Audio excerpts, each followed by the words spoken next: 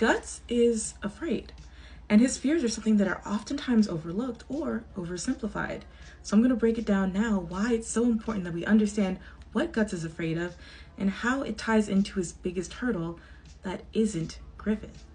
The wolf-like apparition that haunts Guts and encourages his worst inclinations, the Beast of Darkness, is connected to Guts' biggest fears. Even when we look back to his childhood, there's this insecurity that Guts has that I don't see a lot of people talking about. So let's go back to this timeline of events and understand why Miura thought it was necessary to have this Beast of Darkness as this sort of inevitability of Guts' deepest, darkest fears. As a child, Guts is blamed for the death of his mother. He's called a bad omen, a bit of bad luck that they brought onto the troop. Maybe he was cursed since birth. Then, in an act of self-defense, Guts takes the life of Gambino, and in his dying breaths, he blames Guts for the death of his mother. And subsequently, Guts is blamed for the death of Gambino and seen as a monster yet again by the rest of the troop members. But of course, it's Berserk. The trauma can't end just there.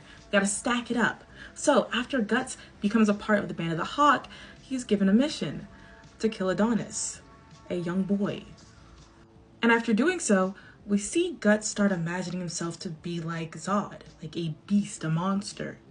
Even the beautiful union between Guts and Casca during lovemaking is interrupted by Guts' own PTSD, where he starts to imitate his own abuser, the person who sexually assaulted him, and choked him.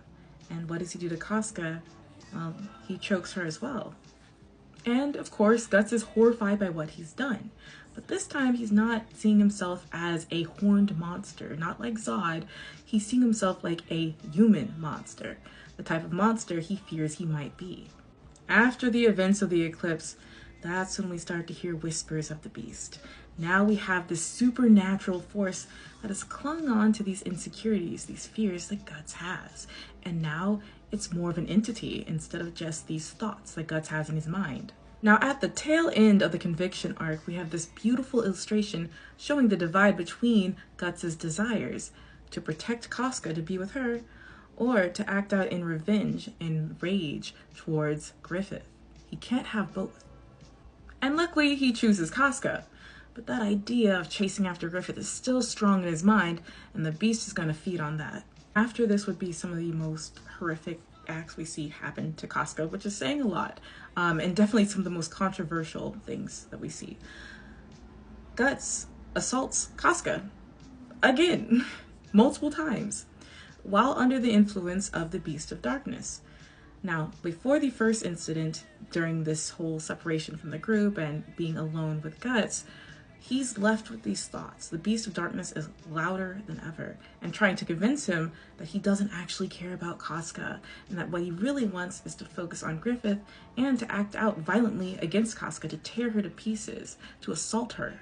And while we, the audience, see that Guts is struggling with these kinds of thoughts against the Beast of Darkness, he still says to himself, like, I would never do that to Casca.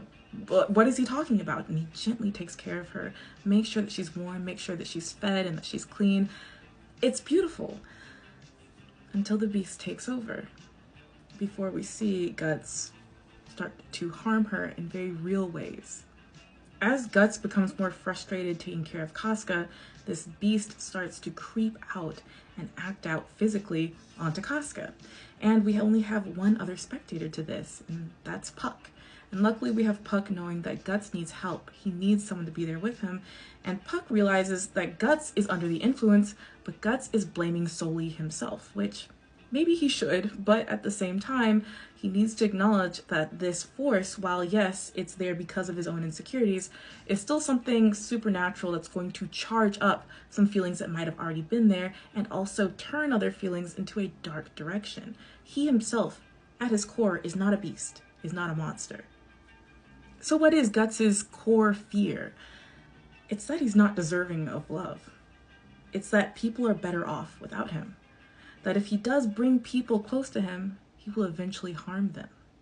Leading up to chapter 378, we see that the Beast of Darkness yet again has its claws in Guts. After losing Casca at the end of the Fantasia arc, Guts is now more vulnerable than ever. So, what does Guts need to do now in order to defeat the Beast of Darkness? I think it's going to come down to one major thing. Guts learning that he's deserving of love, that he's surrounded by it, and that it's safe for him to continue to love others, to be close to others. Casca was able to begin her healing journey through this beautifully empathetic experience where we had Farnese and Shirke traveling through her memories and feeling the things that she's felt at these highs and lows of her life and being accepted and told that she will be protected. And I thought that was beautiful. Now for Guts, we could see something similar happen. We know that Shirke has tried to reach out to Guts before, but I think this time Casca is going to be central to saving Guts, saving him spiritually, emotionally. Casca was that first loving touch for Guts after the death of his mother and after he had been assaulted and began pushing people away. There was something about Casca that was different, that made him feel safe. And I know that she's going to bring that feeling of safety to Guts again.